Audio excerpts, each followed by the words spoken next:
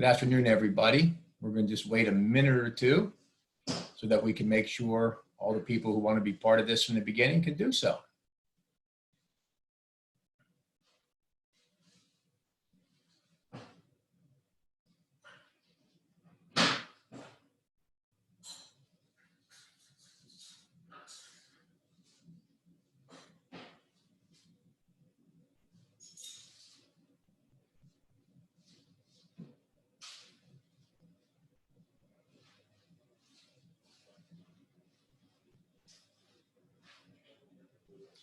Okay, I think it's time for us to get started.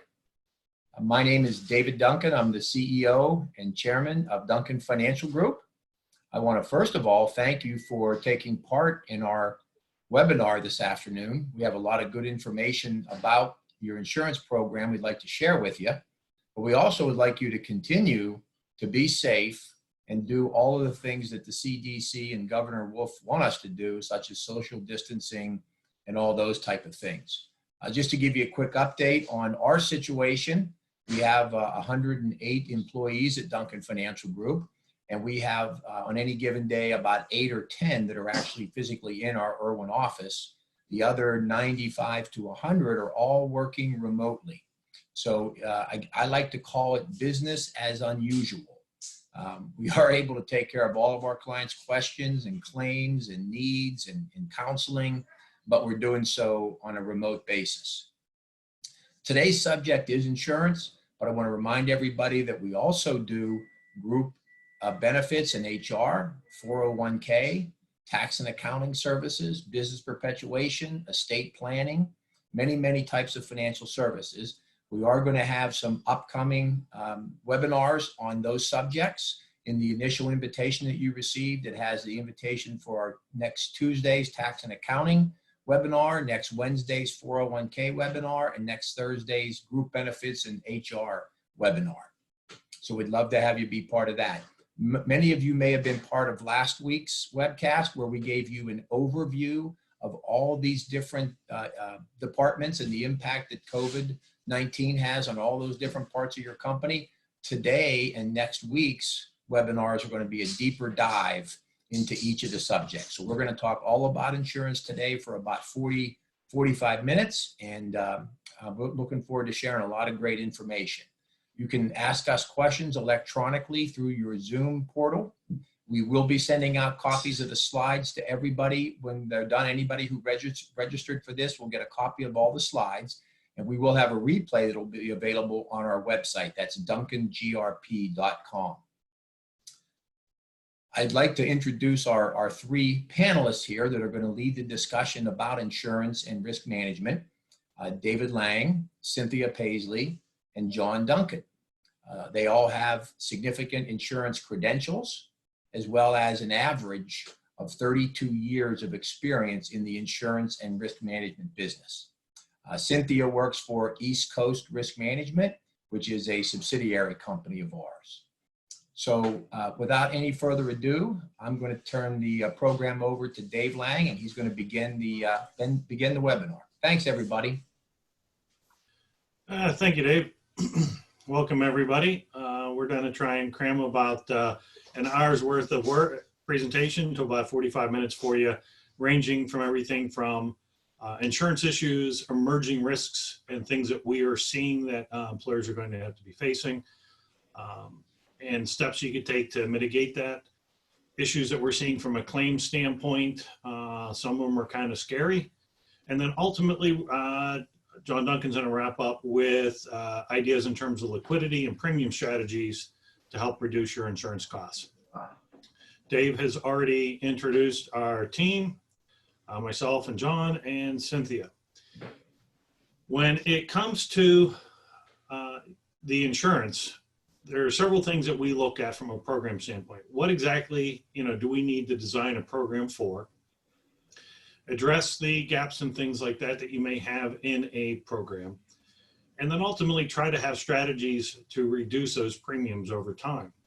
But ultimately, we also have to talk about, uninsured or retained losses, as we call it, things that you can't necessarily buy insurance for. So when we design a program, we always start with the first step of our risk management process. That's risk identification. Being degreed and credentialed risk manager, it always starts there. If we don't understand what's going on with your business or how you operate and what you do things, then it's tough for us to make sure that your insurance program is able to meet your needs. And then we always go through an analysis and figure out how to best control things, and also try to position you from an insurance standpoint to make you more attractive to insurance companies, obviously to help reduce your premiums as well. But if there's things that can't be insured, you still want to go through that kind of a process so that you can mitigate or minimize the impact of something like that happening on your business. So these are the kind of risks and issues. There are no particular order that we are seeing business owners facing today. Once again, if you have any other risks or questions, don't forget to put it in the Q&A box. Like we said, there are some risks that are not traditionally insurable, like reputational risk. We may have to go to specialty markets for that. We have clients that import products that, recently due to contamination had to be disposed of. We had another client that was unable to obtain their wire for their wire forms, which is causing issues. So there's a lot of things going on that business owners are facing. And then when you factor in there's an increase in demand for certain products like medical products, hand sanitizers and things like that. A lot of businesses are stepping in and trying to make those, but sometimes, maybe they're trying to overstretch their production or take shortcuts, which leads to other issues.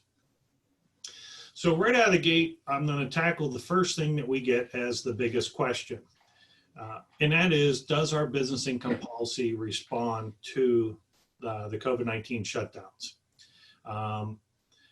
The issue as the policies are interpreted today, there must be first direct property damage and from a covered cause of loss. It's uncertain whether or not a virus causes property damage, but the other side is it's an exclusion in almost every coverage form. There's also the civil authority. When the governor decrees that you can't go into an area, the municipality says you can't go in an area, let's say like after a train derailment causes chemicals to be released, that would be something that would be covered because there's property damage, the train's damaged, as well as the release of the chemicals, which would be a cover loss and therefore covered. Virus being an exclusion creates a problem. So ISO identified this problem and in early February actually issued 2 possible endorsements for insurance companies to use. However, they never actually filed the endorsements. And to date, no insurance company they're aware of has actually adopted these endorsements. But we are starting to see legislation, much like I sit on some legislative affairs committees for associations. I'm one of 4 agents that sits on the National Independent Agents and Brokers Technical Affairs Committee. We consult with ISO, Insurance Services Office, when it comes to their coverage forms. We make recommendations for new or changes. However, lately I've had the pleasure of, or the task, I should say, of speaking to over 60 legislative groups from around the country relating to business income, insurance, and COVID-19. There's quite a number of pending legislation that will hopefully help business owners to pay for the loss of revenue, the impact of additional expenses. However, some of them that are being proposed, unfortunately, appear, at least from what we've heard from legal scholars, to be illegal or even unconstitutional because they may be trying to retroactively change contracts and, like I said, provisions of the Constitution. This, if they try to force them through, could lead to years of litigation. However, the most promising might be there's several different federal proposals out there, one of which is kind of similar to what happened after September 11th. Back at September 11th, that was being viewed as an act of war, which war is an exclusion on a property policy. The federal government says, no, let's call that terrorism, and they stepped in and backed the insurance industry and basically reimbursed them for those claims. And then for the next 10 years thereafter said, if another event happens, the federal government will back that as well.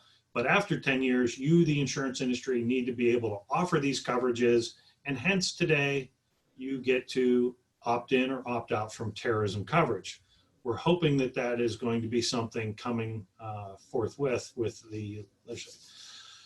There's also a lot of lawsuits being pending, in which case could create new case law, new interpretations. Now, there's just one last week with regards to a Pennsylvania chain of restaurants over towards Philadelphia, stating that since they were unable to occupy their facilities, that creates a business income. So if any of these lawsuits are able to go through, you would have coverage. So because of that, there's a couple things. One, if that legislation or litigation is successful, it's important that you file your claim now. There's reporting provisions in every insurance policy that gives you a timeline that you have to report a claim by. So if you wait too long, it will be too late and you will not be able to file a claim. You'd miss the terms and conditions of your policy. But if you report today, even if it's denied, you would still be able to reopen your claim. Now, keep in mind, every policy and every situation is different. So you do want to review your policies. Unfortunately, we're also seeing a lot of emerging trends, particularly in uninsured types of claims, as well as other actions that might surprise you. And we're going to go into these. The first thing with regards to uninsured claims, we're seeing a lot of businesses that are trying to change what they do to try to, get additional revenue, stay in business, or support the community. So ultimately, if you've changed your operations or products in any way, any services, make sure that you are covered. Don't assume that you're covered. Have a conversation.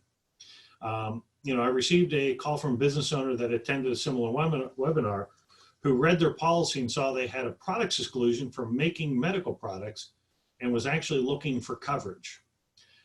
They were going to step in and help make components for respirators, in which case that's the kind of thing you need to look at. We also have a lot of businesses that are maybe changing their services, where let's say they're now delivering where they didn't deliver before, and employees are either delivering food or product. If you do not have the appropriate liability coverage, you may not be having, you may be not covered for an accident that may occur. The other problem you have to look at, and what was also facing this manufacturer, was they were going to be making the parts under the Defense Production Act. The part that they were going to be making was for another manufacturer, and they would actually violated a patent of some other company. The Defense Production Act does not give you protection from doing so.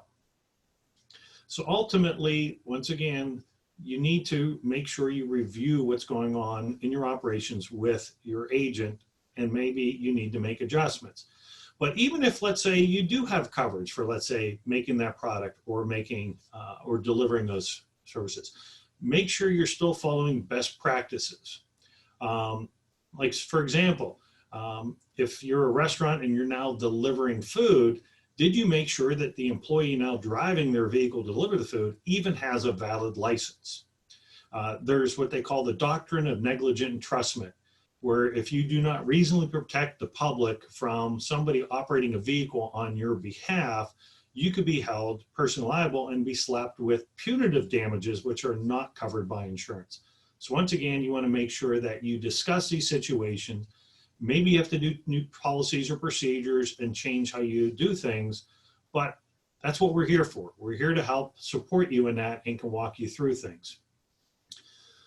Once again, unfortunately, virus is still excluded, so all the costs necessary to, let's say, clean your facilities, help create better work environments for your employees is not going to be covered because of the virus exclusion.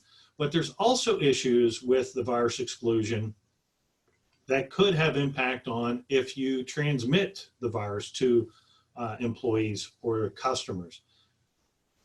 And with that, I'm going to hand this off to Cynthia. Thank you, David, and good afternoon, everyone. So I always say the best way to handle a claim is to prevent it from happening in the first place. So I want to go over a few tips that will help protect your facility or your place of business. Now, we've all heard a lot about hand sanitizers and washing your hands and proper sneezing and coughing, and all of that is extremely important. But I just want to bring to your attention some things that you may not be aware of. OSHA has actually issued an enforcement plan for the coronavirus disease. They are conducting inspections if they have business with an outbreak or in the event an employee complains or multiple complaints. So one thing you definitely want to pay attention to is your sanitization procedures. You want to make sure your equipment, your facilities, your offices, all of that is sanitized in accordance with the CDC guidelines. Of course, you want to provide those sanitizing wipes, but another area that OSHA may look at while they're there is your ventilation system. You may need to adjust the rates, and adding a HEPA filter is always recommended to prevent viruses as well. Next slide, please. With regard to protecting your employees, again, we all know hand sanitizers, PPE, face masks, gloves, sanitizing wipes, all very important. But those safe distance practices are also crucial right now. A lot of companies are using plastic partitions to separate workers, or at the very least, you should consider taping areas off within that 6 feet apart so that you have a safe zone for each employee. And of course, lunchrooms are no exception to that. We need to pay attention to where people have a tendency to gather and congregate. A good way to help that in your lunchroom is by removing seats or rearranging the table, or even adding additional lunchrooms in the facility where people can go to have lunch. Another risk that is often overlooked is when a large portion of your workforce is absent due to COVID-19 or key personnel. We see a lot of manufacturers right now advertising, we're hiring, sign-on bonuses. You want to have a plan in place as proactively as you can in the event a large portion of your workforce is absent. And of course, desks, phones, anything that's shared, we just can't overlook. We have to pay attention to those items as well and make sure they're sanitized. You want to discourage handshaking, and of course, always, if you can replace a face-to-face meeting with a virtual meeting, that's definitely the way to go. So whenever there is a crisis, it seems that the plaintiff lawyers are sure to follow, and unfortunately, COVID-19 is no exception. We have a lot of litigation happening in the United States right now as a result.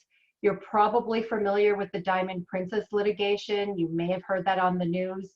There are now 6 lawsuits surrounding that cruise.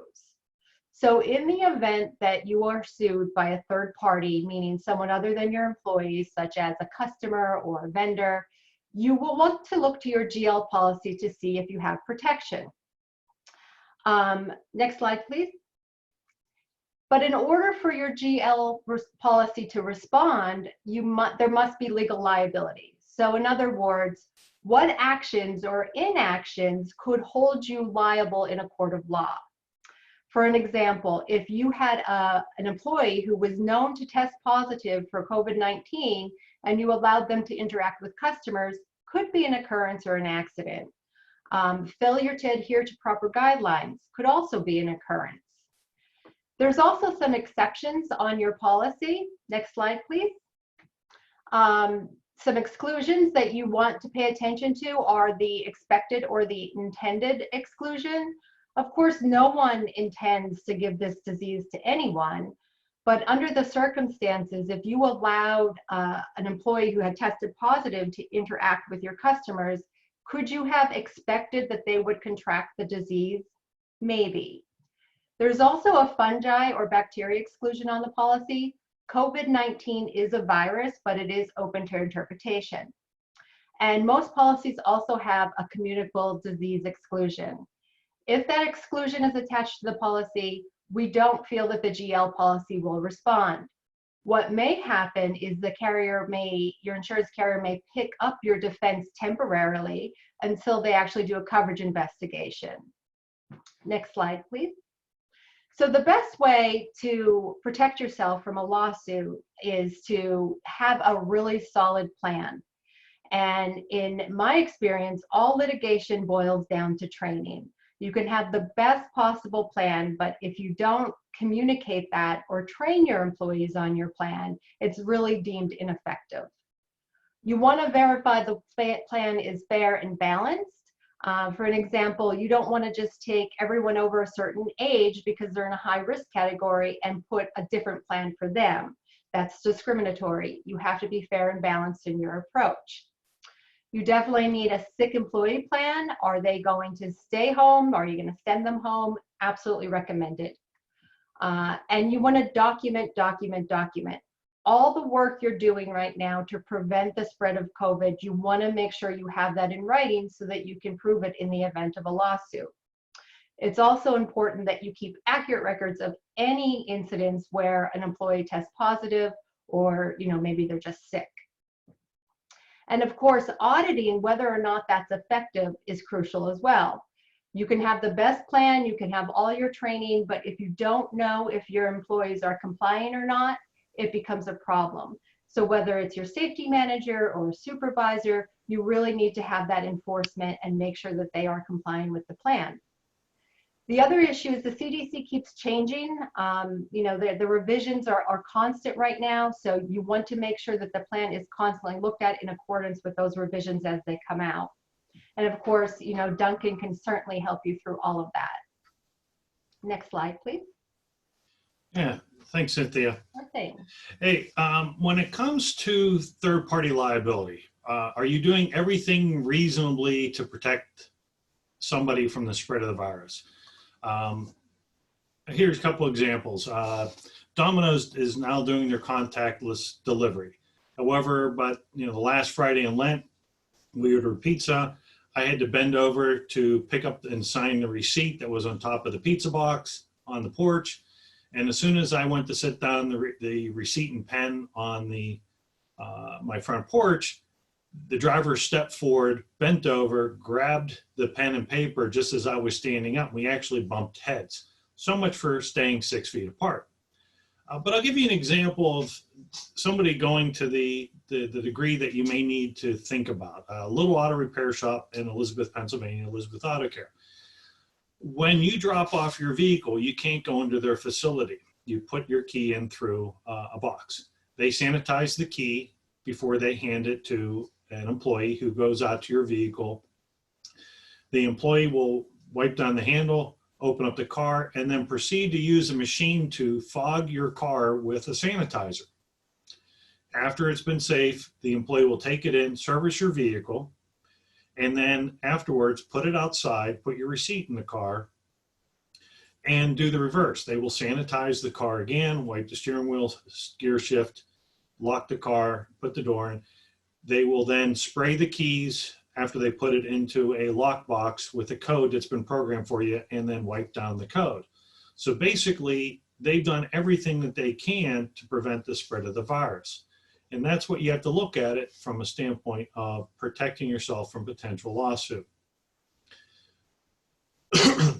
So here's the next problem that we're seeing. If you're not fully operating, are you working on a skeleton crew or did you have to close? In every property policy, there is typically a vacancy or an occupancy clause in the policy that can be actually kind of scary. After 30 or 60 days, you lose coverages for things like vandalism, sprinkler leakage, glass breakage, water damage, theft, or even attempted theft.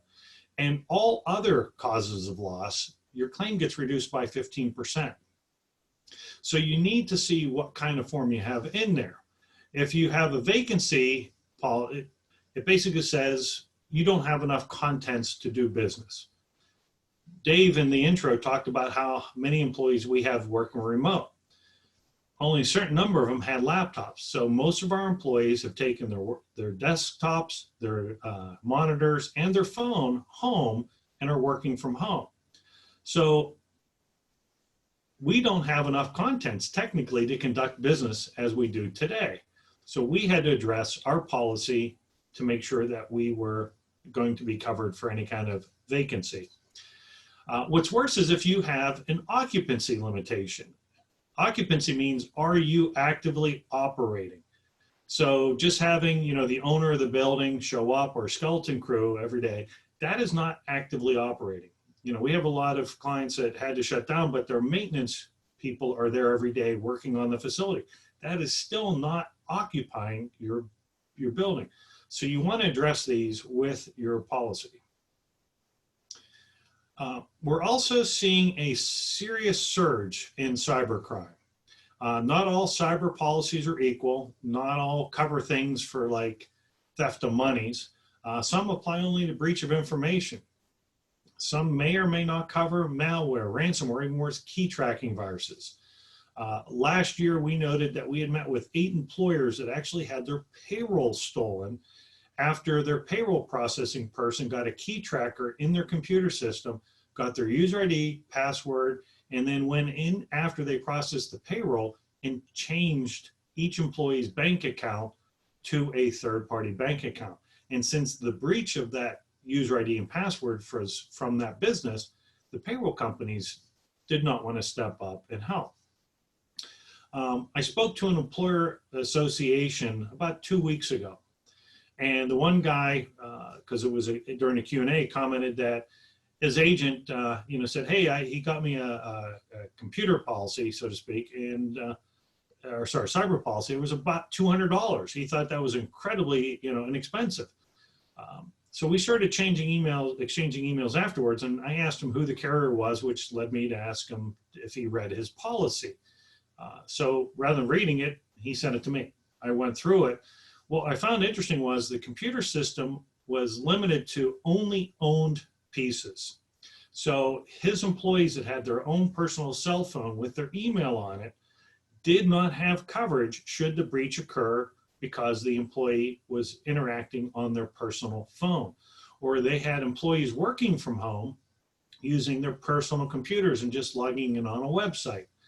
So you have to look at, does your policy cover all that? Excuse me. There are also cyber policies that cover cyber theft, but you may need to be demonstrating that to the insurance company that you verified that each and every transaction validated who you were sending the money to. You may also have requirements for extra encryption or secondary protocols for logins. But ultimately, the best thing to do is to not have the breach occur in the first place. So train your employees. We and many of our clients have mandatory training for each new employee when they come on board before they even touch a computer, and then monthly training thereafter. Over the years, we've seen very highly skilled and educated people get duped into paying a legitimate invoice, but to the wrong party because the email was hacked. Or taking what would have been normally a reasonable invoice for some service or a product that turned out to be faked, and they were out tens of thousands of dollars. So make sure you adequately train your staff and review your coverages. The scary trends we're seeing are post-layoff lawsuits or complaints filed by employees relating to discrimination, and I'll talk a little bit more about that later, as well as workers' compensation claims. And with that, Cynthia, why don't you talk about what you are seeing? Absolutely.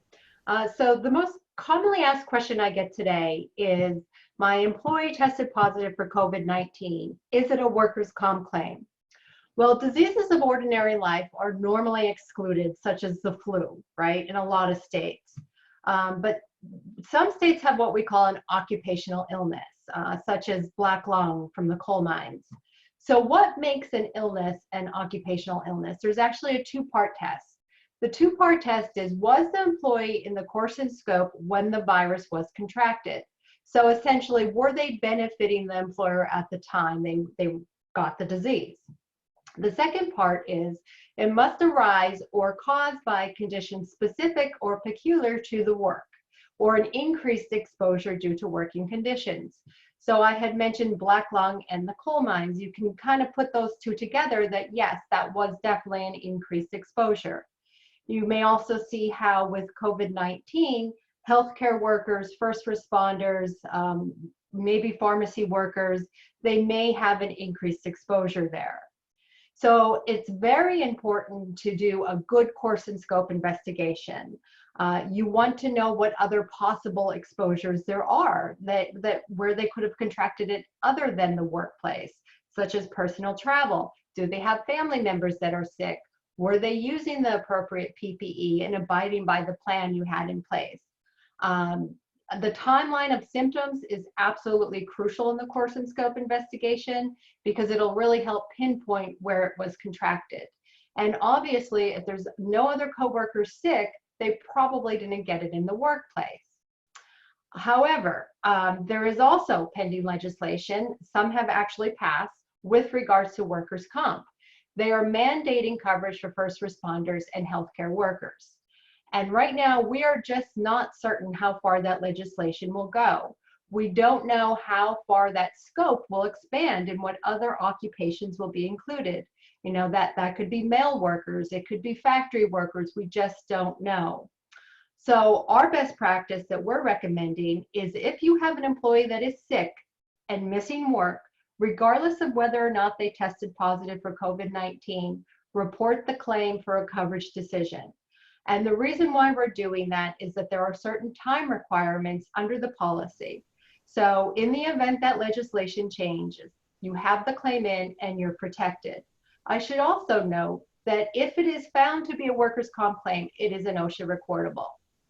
Dave, do you want to take it from here? Yeah, that was really good stuff, Cynthia. Thank you. Just keep in mind, there is no better defense from a fraudulent or exaggerated injury than a robust accident investigation. You know, the where, whats, and whys have a lot of times we see that somebody pencil whipped the accident investigation, and because of that, when it was needed to determine, you know, that or defend you in court, the real information really wasn't there. But when you go to lay off, we're starting to get a significant number of, hey, by the way, when you're laying me off, I got injured last week or 2 weeks ago, I've been working through it. So one of the things you might want to consider before you do any layoffs is having the employee sign off that they did not know that if they were injured. It's not foolproof, but at least it does help. And ultimately, when you do those accident investigations, if the injury that they have doesn't match their description, that's a huge red flag that you want to address with your adjuster. But the other side of the equation is we're getting a lot of lawsuits relating to, hey, you furloughed this employee, but you laid me off, or you laid me off, but you kept that employee. So they're claiming discrimination. So before you do that, make sure you have documentation in your file. Make sure that you consult with an HR professional or an attorney. But one of the other things you need to really be aware of is that some employment practices liability policies have provisions in them that if you do a layoff of over a certain percentage, it may just be a couple percentage points, like 5, 10, or 20%. But if you exceed that in terms of layoffs, you have to notify the insurance company immediately, or you may not have coverage later on should somebody file a suit against you. So please make sure you review your policy.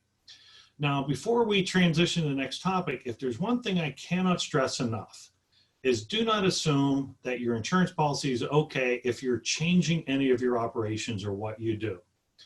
Now, we're actively and quickly trying to get to all of our customers to have conversations and do a policy and risk review, as well as, you know, discuss premium strategies that we can help them to reduce their premium.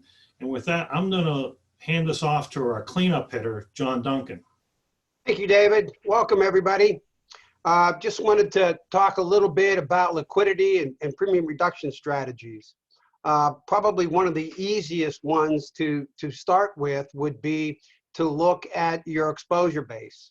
That would be, you know, sales and payroll projections. You know, sales is going to be mostly general liability, and you know, if you're suffering, your sales are suffering from this, you know, you can lower those to help reduce your premium payments. Same thing with payroll. Payroll could be either general liability and obviously workers' compensation. So, you know, you may want to lower those numbers to lower your costs. Other ways of looking at savings or potential savings would be collateral.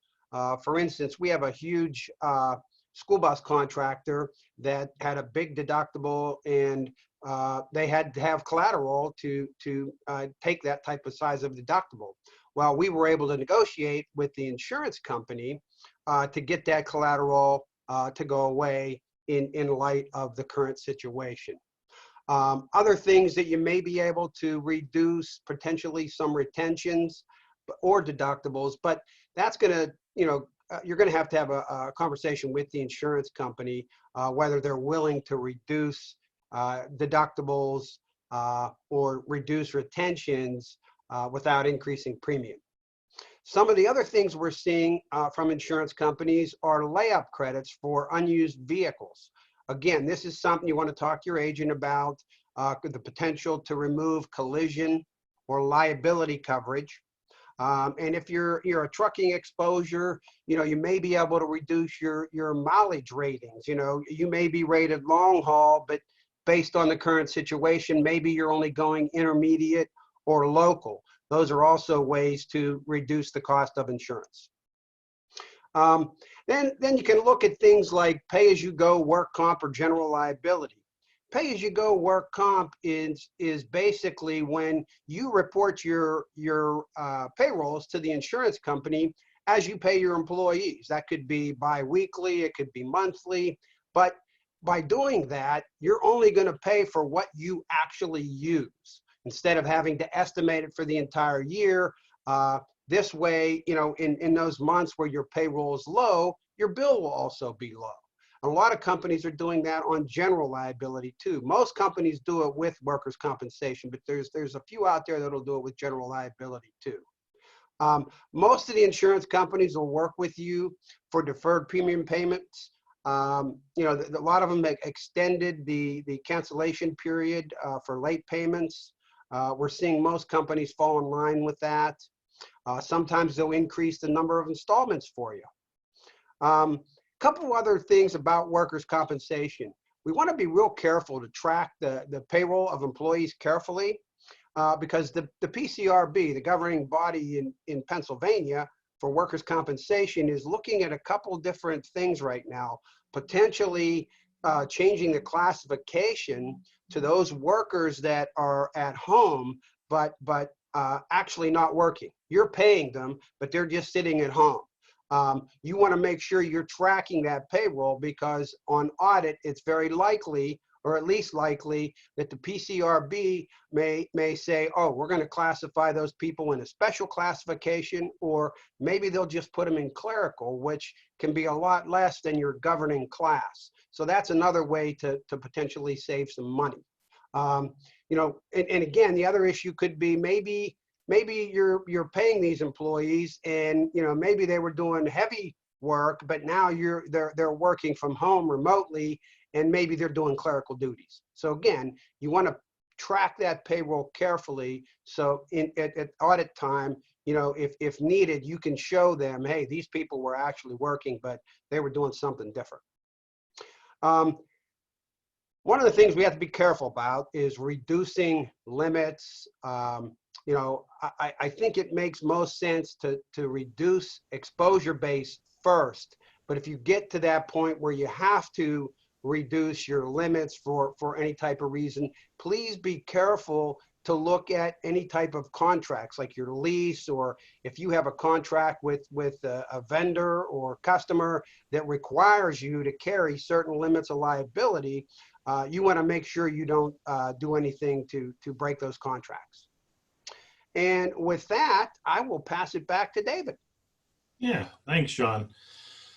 So a couple other little tidbits. Not only is the Pennsylvania Compensation Rating Bureau figuring out what they're going to be doing with regards to auditing payroll out for employees getting paid but not working, they've also asked all the insurance companies recently to file any actual COVID injuries under a special COVID type of injury code.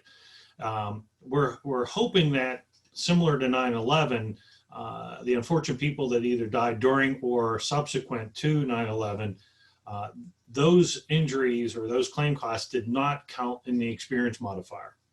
But the information was actually used to determine, and if you look at your work comp, there is a rate at the bottom for terrorism and catastrophe. They use that information to come up with a different rate so that in the future that there would probably be a pandemic charge.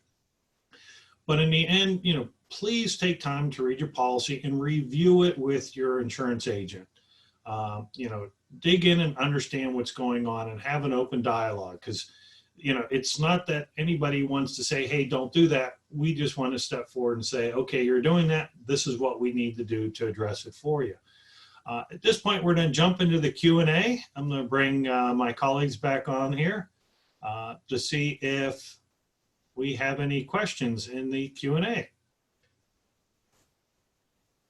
And actually, the two that I'm seeing, we already addressed, you and I, John, during our final wrap up here,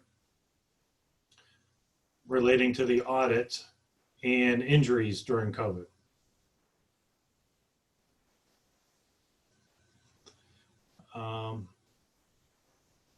With that, I guess we'll hand it back to Dave. Thanks, Dave. Actually, I had one point we might want to make sure we cover here as far as a question might be. Are the insurance carriers generally working with business owners who are having trouble paying their premiums? Are most companies creating something to help them out? Yeah, I mean, they're getting creative. When we saw like change of installments, if let's say you started your premium back in, or your policy back in like September, October, you base it on a certain amount of payroll or sales. Yeah, you can adjust that, but you still have a premium payment. But if you paid 25 or 20% down in the beginning and then several installments, by going from, let's say, 9 or 10 payments to 12 equal installments, what ends up happening is you may have prepaid and you might not have an installment due for 2 or 3 months, just by them shifting when the money is due. And then your last 2 months might be lower.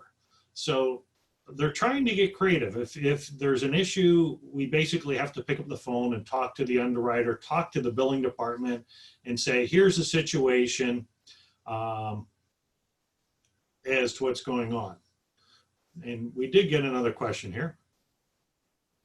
Will there be an audit or automatic premium reduction for workmen's compensation premiums are paid out while not working, while caring for a child or seeking COVID diagnosis?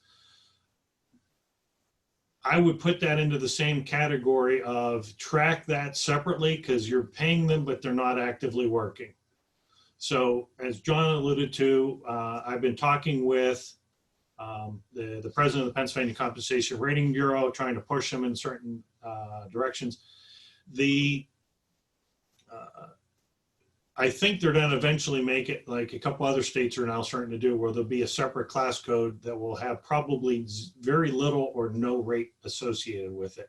But in worst case, you can get them audited out in clerical. The Bureau did release that earlier this week, that they're allowing at least clerical at this point, but they're discussing that, and we're having conversations.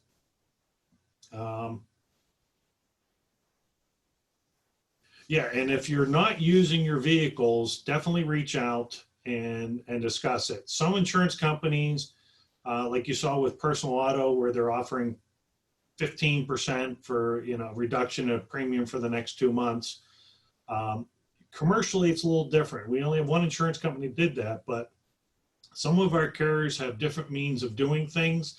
So what we need to know is your vehicles are being parked, what vehicles are being parked, and then we can have it negotiate with the underwriters on your behalf to try to reduce that premium charge.